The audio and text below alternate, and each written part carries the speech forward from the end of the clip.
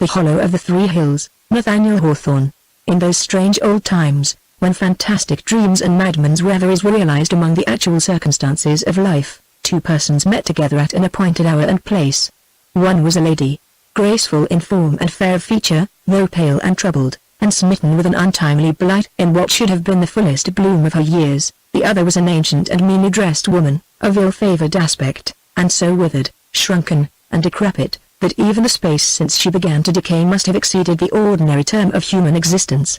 In the spot where they encountered, no mortal could observe them. Three little hills stood near each other, and down in the midst of them sunk a hollow basin, almost mathematically circular, 200 or 300 feet in breadth, and of such depth that a stately cedar might but just be visible above the sides. Dwarf pines were numerous upon the hills, and partly fringed the outer verge of the intermediate hollow, within which there was nothing but the brown grass of October, and here and there a tree trunk that had fallen long ago, and lay mouldering with no green successor from its roots. One of these masses of decaying wood, formerly a majestic oak, rested close beside a pool of green and sluggish water at the bottom of the basin. Such scenes as this, so great tradition tells, were once the resort of the power of evil and his plighted subjects, and here, at midnight or on the dim verge of evening, they were said to stand round the mantling pool, disturbing its putrid waters in the performance of an impious baptismal rite. The chill beauty of an autumnal sunset was now gilding the three hilltops, whence a paler tint stole down their sides into the hollow. "Here is our pleasant meeting come to pass," said the aged crone, "according as thou hast desired. Say quickly what thou wouldst have of me, for there is but a short hour that we may tarry here." As the old withered woman spoke, a smile glimmered on her countenance, like lamplight on the wall of a sepulchre. The lady trembled, and cast her eyes upward to the verge of the basin, as if meditating to return with her purpose unaccomplished. "But it was not so ordained. I am a stranger in this land, as you know," said she at length. "Whence I come it matters not, but I have left those behind me with whom my fate was intimately bound, and from whom I am cut off forever. There is a weight in my bosom that I cannot away with, and I have come hither to inquire of their welfare. And who is there by this green pool that can bring thee news from the ends of the earth?" cried the old woman, peering into the lady's face. "Not from my lips mayst thou hear these tidings, yet, be thou bold, and the daylight shall not pass away from yonder hilltop before thy wish be granted." "I will do your bidding though I die," replied the lady desperately. The old woman seated herself on the trunk of the fallen tree, threw aside the hood that shrouded her grey locks, and beckoned her companion to draw near. "Kneel down," she said, "and lay your forehead on my knees." She hesitated a moment, but the anxiety that had long been kindling burned fiercely up within her. As she knelt down, the border of her garment was dipped into the pool. She laid her forehead on the old woman's knees, and the latter drew a cloak about the lady's face, so that she was in darkness. Then she heard the muttered words of prayer, in the midst of which she started, and would have arisen. Let me flee, and hide myself, that they may not look upon me," she cried. But, with returning recollection, she hushed herself, and was still as death. For it seemed as if other voices familiar in infancy, and unforgotten through many wanderings, and in all the vicissitudes of her heart and fortune were mingling with the accents of the prayer. At first the words were faint and indistinct, not rendered so by distance, but rather resembling the dim pages of a book which we strive to read by an imperfect and gradually brightening light. In such a manner, as the prayer proceeded, did those voices strengthen upon the ear, till at length the petition ended, and the conversation of an aged man, and of a woman broken and decayed like himself, became distinctly audible to the lady as she knelt. But those strangers appeared not to stand in the hollow depth between the three hills. Their voices were encompassed and re-echoed by the walls of a chamber, the windows of which were rattling in the breeze, the regular vibration of a clock, the crackling of a fire, and the tinkling of the embers as they fell among the ashes, rendered the scene almost as vivid as if painted to the eye.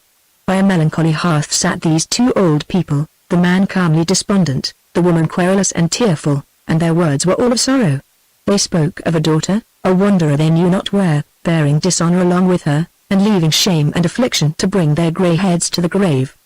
They alluded also to other and a more recent woe, but in the midst of their talk their voices seemed to melt into the sound of the wind sweeping mournfully among the autumn leaves, and when the lady lifted her eyes, there was she kneeling in the hollow between three hills. "A weary and lonesome time yonder old couple have of it," remarked the old woman, smiling in the lady's face. "And did you also hear them?" exclaimed she, a sense of intolerable humiliation triumphing over her agony and fear. "Yea, and we have yet more to hear," replied the old woman. "Wherefore, cover thy face quickly. Again the withered hag poured forth the monotonous words of a prayer that was not meant to be acceptable in heaven, and soon, in the pauses of her breath, strange murmurings began to thicken, gradually increasing so as to drown and overpower the charm by which they grew. Shrieks pierced through the obscurity of sound, and were succeeded by the singing of sweet female voices, which, in their turn, gave way to a wild roar of laughter, broken suddenly by groanings and sobs, forming altogether a ghastly confusion of terror and mourning and mirth. Chains were rattling, fierce and stern voices uttered threats, and the scourgerers sounded at their command.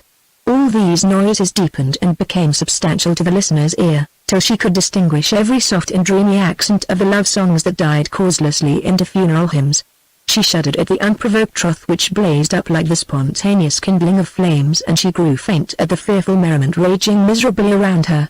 In the midst of this wild scene, where unbound passions jostled each other in a drunken career, there was one solemn voice of a man, and a manly and melodious voice it might once have been. He went to and fro continually, and his feet sounded upon the floor. In each member of that frenzied company, whose own burning thoughts had become their exclusive worlds, he sought an auditor for the story of his individual wrong, and interpreted their laughter and tears as his reward of scorn or pity.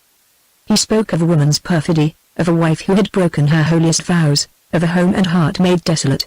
Even as he went on, the shout, the laugh, the shriek, the sob, rose up in unison, till they changed into the hollow, fitful, and uneven sound of the wind, as it fought among the pine trees on those 3 lonely hills. The lady looked up, and there was the withered woman smiling in her face. "Couldst thou have thought there were such merry times in a madhouse?"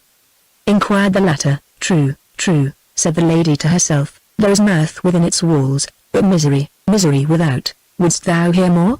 demanded the old woman. "There is one other voice I would fain listen to again," replied the lady, faintly. "Then, lay down thy head speedily upon my knees, that thou mayst get thee hence before the hour be past."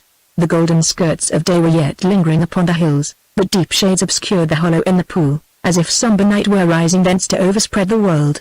Again that evil woman began to weave her spell. Long did it proceed unanswered, till the knolling of a bell stole in among the intervals of her words, like a clang that had travelled far over valley and rising ground, and was just ready to die in the air.